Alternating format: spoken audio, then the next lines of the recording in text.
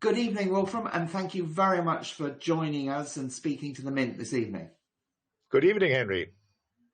I'd love to start to explore how perceptions in the West has changed. We remember 5 years ago when the future was China, all economic opportunities were there. Now it's moved from being an opportunity to seeming a threat, and the whole narrative is now about how China poses a threat to our infrastructure, our digital infrastructure, their control is dangerous and so on.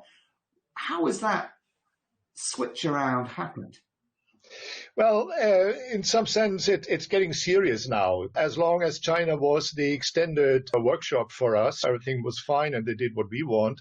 But they have emancipated. That is the point. And now they are becoming number one in many respects. Somehow the media seem to switch over to a mode of aggression. One of the key lightning rods has been Trump here. Is it him picking up on things or is he inventing it? Where is it coming from? No, Trump's motivation is not bad as such. He, of course, has expressed something that many people feel, that no one has an interest worldwide in the US that is weak. We see an ex-superpower that is extremely weak and helpless. Even China wouldn't have an interest in having a partner that you cannot really deal with. So why not they bargain with each other and talk about reindustrialization and a Marshall Plan for the US? But is it the fault of China that the US is so weak? I mean, obviously Trump's blaming China, but is that fair or unfair? Well, in financialized neoliberal capitalism, the government hasn't to say much about that. It was the big corporations, the US corporations, who have decided that, or they have shaped and established and determined the value-added chains globally. They went to China. They deindustrialized the US. So China has only one interest, to get acknowledged again, to get appreciated again, and to get into the new historical normal, which is the old historical normal, which is 30% of the world's GDP. What you're saying is that the reason it's weak is actually the US's own fault in its laissez-faire, hands-off approach. And, yes. And Trump obviously is taking a much, or claiming to be taking a more activist UK government strategic direction, which of course the UK is as well, and is much more sort of trendy thing to do.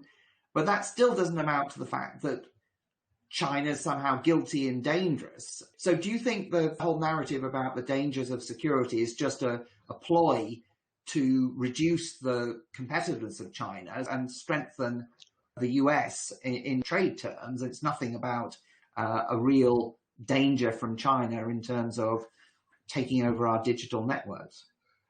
Yeah, well, I read a lot of China in the last years, of course, writing my own book, and I'm writing the second book on the USA-China relations now. The most interesting books I read in recent months was Southeast Asia books. You know, Parakana is a political science guy at the University of Singapore, and another interesting person, Kishore Mahbubani, who was ex-vice president of Singapore and UN diplomat, etc. These people say, look, you have not understood yet.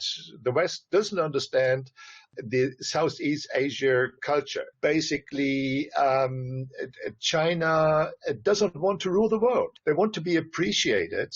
They want to be acknowledged and nothing more. They are not caring for taking over the role of the US. They would bypass without taking over. Yeah, but what about the Belt and Road Initiative? I mean, that seems to be perceived as a colonization type process where they fund infrastructure outside China like they have in Africa, but then the various countries become indebted and under their sphere of influence, so that there's a sense of the Chinese empire, if you like, extending right up to the sort of doorstep of Europe. You could call it a diversification, of course, against the background of the experience China has to make with the unreliability of the US, and also more or less as far as Europe. For what? The unreliability of the US for what? Unreliability of keeping contracts, of maintaining contracts. What examples are there of that? Well, the 4 times increasement of customs, for instance, within 2 years. So there were Oh, so this is contracts. like you're talking about the trade war and Yeah, the. talking about the trade war. I'm talking about trying to get the Huawei vice president into prison. What did he say? He said blowing up the value added chains and all that.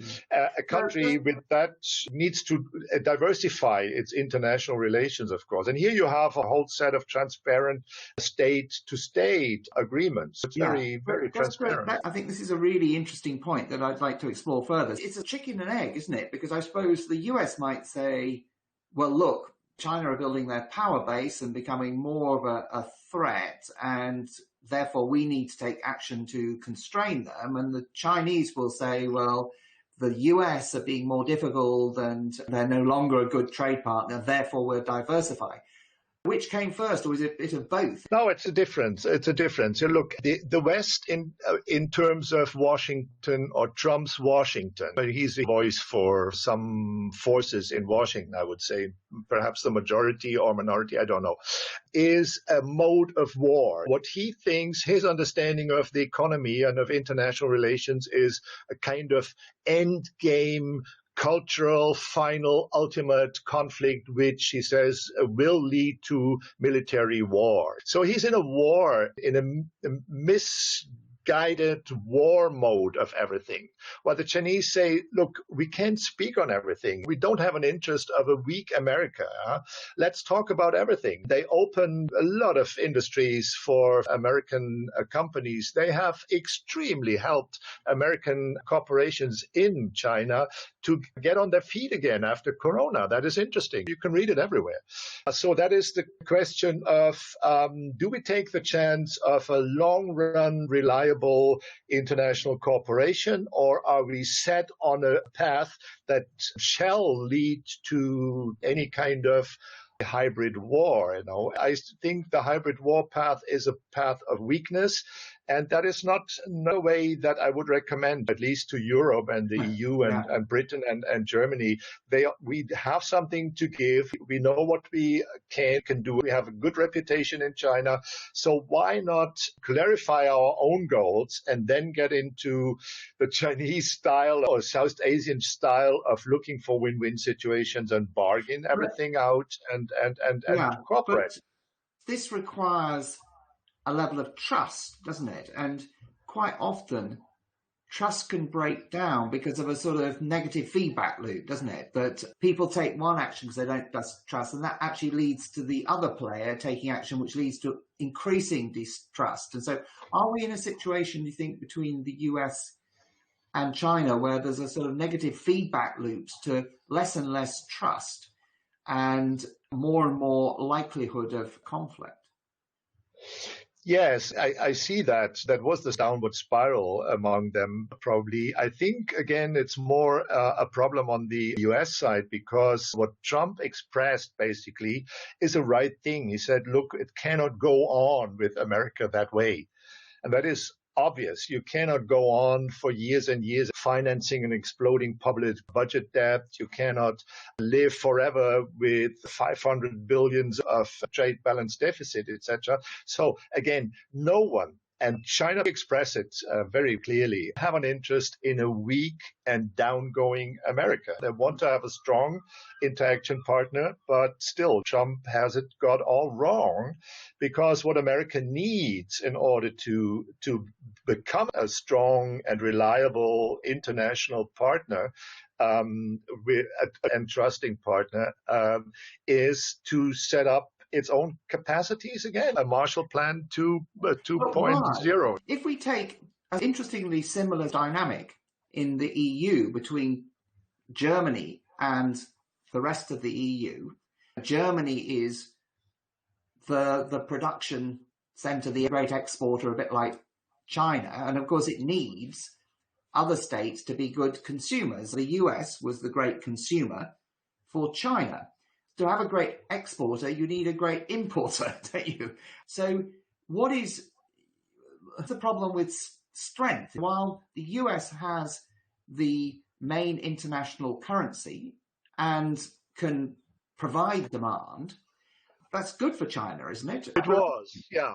That was the old model, the old model with which China got up in some sense, learning from the technologies through joint ventures, etc., and then selling everything. And now, look, the cheap production is going off from China anyway because the wages are too high now. China is now climbing up to 65 in the world rank list of GDP per capita. Wages are increasing in double-digit growth rates. So the cheap production of the West and the environmentally damaging production goes off from China anyway. They don't want that anymore. That goes to Vietnam and to India now. So what's the new model? I mean, presumably the US doesn't want them to get into the higher value technology. That's the Huawei story, I suppose, is trying to stop them controlling the bit of the economy that the US see themselves as dominant in. So where can China go? Well, look, the dollar is dominating only in terms of the speculation sector. What the dollar does and Wall Street does is keeping the dollar up through attracting all the surplus speculative capital, financial money capital of the world. So the old model, as you say, was China as the production center and the demand coming from the US. So what is the new model? I mean, where can China go that the US will accept? Because obviously they're trying to constrain China from moving into the digital economy where they still have dominance, is where the battle is. So what is a possible new model moving forward that will avoid conflict? Yeah, well, I think what is more important is the new macroeconomic model they had. Two things from the 2014-15 conferences, National People's Congress and Party, etc. They said we need to go off from the GDP, so GDP will not be our main goal anymore in terms of macroeconomics. They parallelly use the Human Development Index now. So that is one interesting thing. They say happiness is more important in the future. The other thing is macroeconomically, they go off from their traditional export model, and they're more or less off from the traditional export model. They left that dump model to the Germans, the dump Germans who really did it until the end and now fall into the trap. Now we suffer. Our export broke down by more than 30% last month, etc. The Chinese did that 5, 6, 7 years ago already, and they said, look, we go into an interior economic development. You can do that with 1.4 billion people. That is an easy thing to do. But a part of that is huge increases of wages and tax reforms where the lower parts up to $3,000 a monthly income have been reduced, have got reduced taxes by up to 50%, getting out of poverty and all that. This is something that the West has not learned yet and is not able still to adapt to that. On the other hand, internationally, they have that experience with a hostile US and they diversify their relations. Here you see their big position in the UN leading to state agreements with 130 countries, transparent things, yearly meetings of the different groups of countries. All direct transparent investment through the BRICS Bank, through the AIIB, the Asian Infrastructure Investment Bank. Here you can see things that are quite transparent, and there's nothing in the world that is as well accompanied by research. Several big U.S. institutions, Boston University, Johns Hopkins, and many, many other institutes in China publish a lot of any aspect of the Belt and Road Initiative.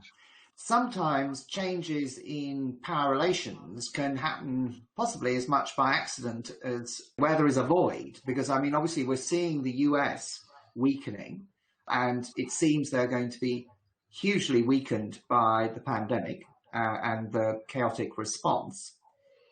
Meanwhile, of course, the world goes on and needs stability, needs leadership, and China is obviously getting stronger, creating relationships. Is it going to be unwillingly pulled into an increasingly global role? If you look at the UN decisions, for instance, decisions in the UN General Assembly, you see that a lot of countries seem to wish to push China into a world leading role. If I look at these documents, looked at that, analyzed how they voted, how the initiatives of the West against China end up with disastrous results. They get 20 votes now for the annual China decision drafts, and they get 50, 60, 70 now against, which is an indication that something is happening. What is this? This is the annual vote? The West more or less annually suggests decisions in the UN General Assembly to agree to China on anything. They have their 2022 votes only in favor and increasing votes against. What is China's sphere of power in terms of their ability to get countries to vote for them? Presumably African countries, the Belt and Road Initiative. What about Europe as well? Yeah, it has to do with the Belt and Road Initiative, but it also has to do with the fact, for instance, as I see it from hundreds of UN documents I read, is that they invited all member countries of the UN to visit Xinjiang, the Uyghur Autonomous Republic province. You could say this is very clever or so. It is felt by many politicians, state presidents, state representatives as a strategy of trust. And China can, of course, rely on the history of South-South cooperation. They did it from 1949 on, from the first day. This is the province where the controversial internship of populations is happening and different interpretations of what is going on. Is that right? The Autonomous Republic of the Uyghurs, yeah. So that was the point of censure, and who was voting on what? Among others, on the Uyghurs, you have the same pattern. You have attempts of the West in the General Assembly to sentence China, and they didn't get a majority anymore. Okay. On the contrary, 60, 70 countries voted against. All these countries who sent their politicians to visit the Xinjiang. Does that include countries in Europe? It does not, because the EU politicians did not accept that invitation. They did not travel. But a lot of countries that have Muslim populations or problems with Islamistic radicalism all went there, and they said, look, they have a quite relaxed, historically very relaxed relationship between the religions. And education is probably the right thing to avoid. Closing the Western borders so that these people, these gods fighters from Syria cannot come back into Xinjiang. That one thing. And the other thing is bringing investment, infrastructure, education and language, etc. into Xinjiang. A traditional Muslim, of course, would not hail that automatically. It has changed now from Urumqi, from the capital of Xinjiang. It's a big hub of the Belt and Road now. And that brings in Han Chinese, and that brings in change and modernity, and you can drive with the bullet train to Beijing within 5 hours, etc. Not everyone would like that, of course. Yeah. So you see, it's a difficult thing. I suppose there are always, obviously, these points of battle, and exactly what's going on is always going to be contentious in terms of how China treats its population. You're saying that at least there will always be a question, I suppose, with the people who are supporting China, whether that is based on their need for cooperation and support and the demands of the Chinese for their support, or actually an objective view of what's going on, isn't it? Yeah, it could be some kind of buying these votes. That is always the second thought that lingers around in the media, of course. All countries, the US have bought votes effectively. That is the game that more powerful countries have played for decades, isn't it? Look, with Africa, for instance, I didn't know until last year that around 500,000 African students are studying in China. That's the case. China is an immigration country for traditional third world countries. They have huge immigration numbers from Africa, for instance. McKinsey has done a huge study in Africa in 35 out of this 37 countries or so. And they said 40% of the management of Chinese companies in Africa are Africans. 80% are on the workers level are Africans. For the first time, Africa realizes some industrialization. They give them cheap mobile phones in order to set up little business. And for the first time, they realize something like industrialization. And they get together with the African countries of the Belt and Road Initiative, with China every year. For the first time, you read about industrialization and future intra-industry trade between China and Africa. Why hasn't the West that done ever in 50 years? Maybe, but it's interesting that this story has lots of resonance for me with the story of the British Empire, that first went in to create trading relations and started economic cooperation, but then there was local difficulties or conflicts or whatever, and in order to keep the peace, of course, then they began to move in with more power and slowly took over, and eventually India became part of the empire. But it was an evolutionary process that started with trade, but with a power imbalance. That's why I come back to the question. Yes, it could. Yeah, it could. China is developing all these relations and economic relations and so forth, which also come with a level of power imbalance. If things start getting out of hand, there could be lots of instability, lots of reasons things get problematic, and they get drawn more and more in to being more like an empire. That would be a huge danger, of course. What I see is that the entire approach is different. They do not get involved with the elites in neither in Latin America nor in Africa. There is no money going to the elites. It's direct investment in infrastructures based on state. How do you know that? For certain? Well, it's quite transparent. The financial flows are quite transparent, and you can read the state China contracts. Get away with dealing in these countries without paying bribes when the West had to pay bribes? Yeah, that is an interesting question. I mean, it has to do with the history of Southeast Asia and China particularly. The philosophy is Confucian, still Confucian, 3,000 years old. They call it Neo-Confucianism. They brought it in again, say, look, it has to do with differences in systems. And they don't care of any political difference. They would finance in Syria as well as in Turkey. But how does this relate to the issue of bribery? I was talking last week to John Perkins, who styled himself an economic hitman, and basically he worked in Africa and other developing countries. His basic role was to persuade the African countries, the elite, to go into debt to finance infrastructure, which created growth, which benefited the elite. It was based all around elite support. I just can tell you what the literature says on this. The recent literature stresses the complete different approach between finance, say IMF on the one hand and World Bank, with the political restrictions, interventions, conditions for giving credit, versus the policy of the BRICS Bank, of the AIIB, the Chinese Exim Bank, etc. They give credit on, I just say what I read from the literature, Chinese books in English, books at the usual British and American publishers. So it's open academic books. They give credit without any political interference. That is an old thing that China has practiced from Mao's times, 49, helping, cooperating, and not interfering.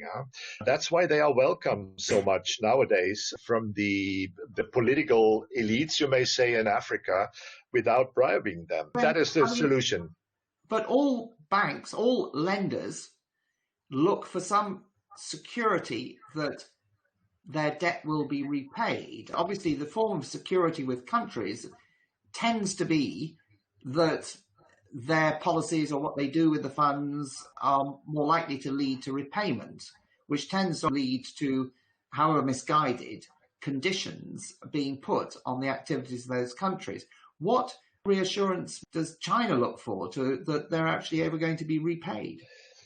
What I see is that the capital given under BRICS and under AIIB be the Asian Infrastructure Investment Bank, one of the Okay. big 3, 4 East Asia banks doing all that in the Belt and Road, etc.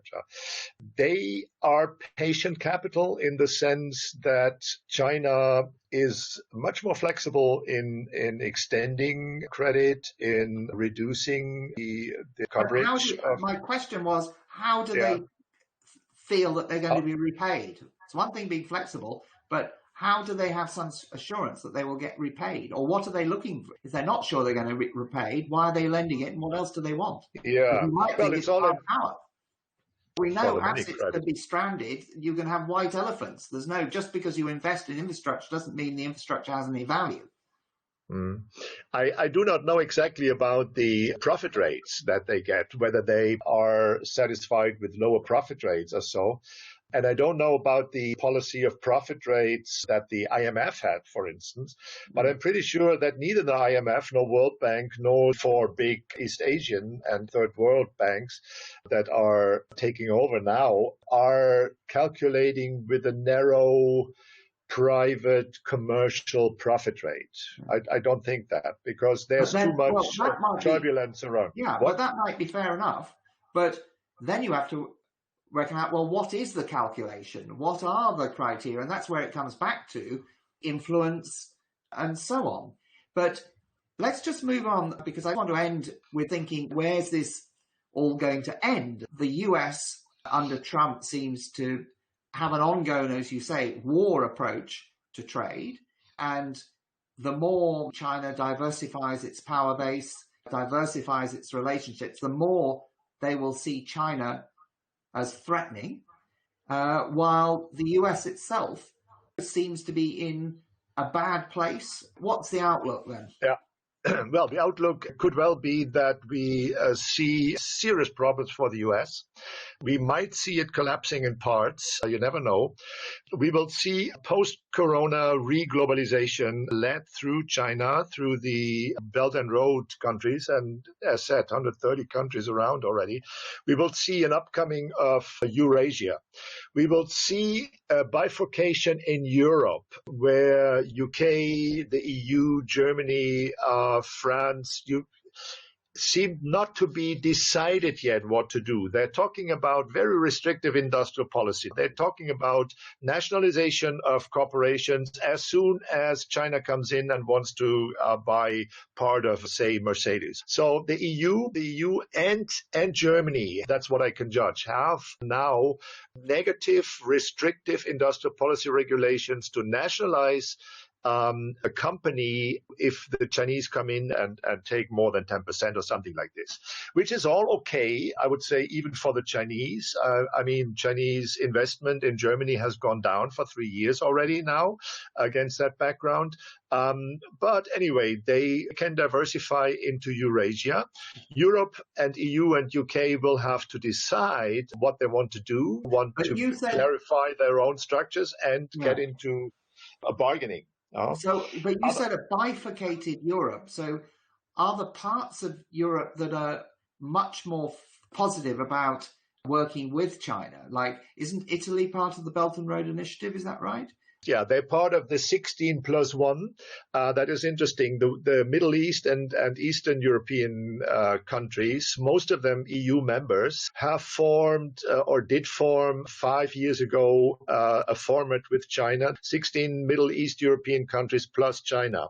Switzerland has joined that format. Italy has joined that format, and Greece has joined that format. So it's 19+1.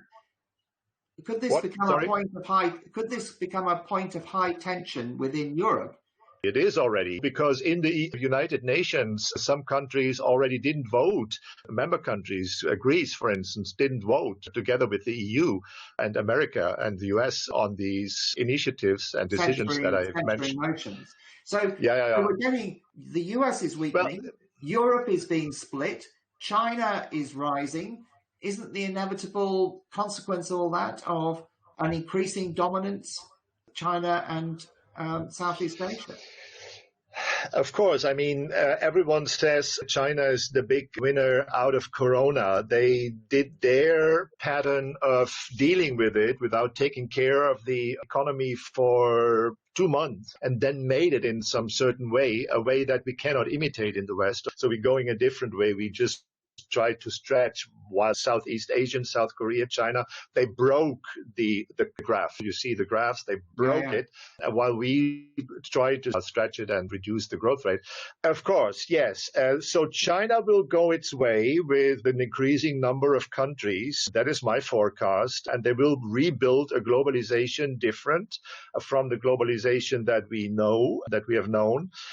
Europe will have to decide how far to take part. Rotterdam or Duisburg in Germany are hugely profiting from it. Every week, Duisburg, 20, 30 trains from China come in after 10, 11 days travel with thousands of containers. So asked the mayor of Duisburg or Rotterdam whether they should take part in the Belt and Road Initiative. No one, as said, no one has an interest of a split global economy with the US going down on the one hand, China thriving on the other hand. That cannot be the future. Things have happened that don't seem to be in the interests of people. These things have a momentum and could happen, couldn't they?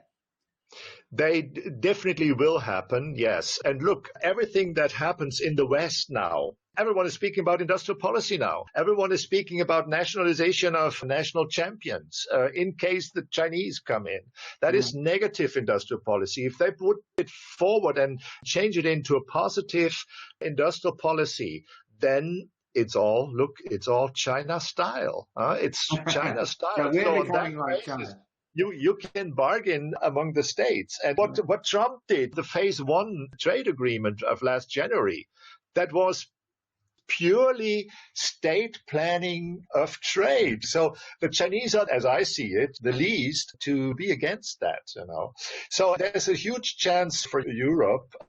And because most of the European industrialized countries still have a big reputation in China. If you speak with Chinese, they say, we are learning, we would like to cooperate with the EU. They are so good. They still are good industry 4.0. Let's take that chance and get into a self-conscious position and bargain out of a self-conscious position rather than biting and bashing. Well, maybe we should end with that positive potential direction. Well, thank you very much, Wolfram. That's been absolutely fascinating. Thank you, Henry. Bye-bye to London. Bye-bye.